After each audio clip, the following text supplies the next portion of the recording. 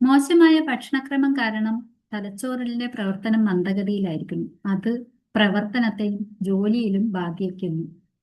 ജോലിയിൽ ഉണ്ടാവുന്ന മറ്റ് തടസ്സങ്ങളും അതുപോലെയുള്ള കാര്യങ്ങളും കൊണ്ട് ടെൻഷനും അതേപോലെ തന്നെ ഭയവും എല്ലാം കൂടെ സാമ്പത്തിക തീരുമാനങ്ങൾ എടുക്കുന്നതിലും വലിയ പാകപ്പിഴകൾ സംഭവിക്കുന്നു.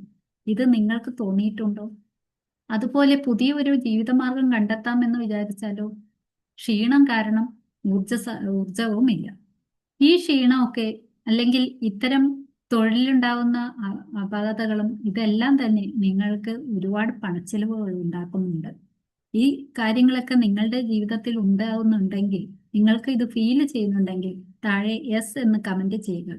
ഇതെല്ലാം മാറ്റി നല്ല ഒരു രീതിയിൽ, നല്ല ഒരു ഊർജ്ജസ്വലതയോടുകൂടി നമ്മുടെ ജോലിയും നമ്മുടെ മറ്റു പ്രവർത്തനങ്ങളും മുന്നോട്ട് കൊണ്ടുപോകണമെന്നുണ്ടോ? സാമ്പത്തിക നഷ്ടം വരുത്താതെ എന്നാൽ നല്ല രീതിയിൽ ഒരു വെൽത്ത് ക്രിയേഷൻ നടത്താനും നിങ്ങൾക്ക് ആഗ്രഹമുണ്ട് എങ്കിൽ ഞങ്ങളുടെ അടുത്ത് വരുന്ന വെബിനാറിൽ പങ്കെടുക്കുക.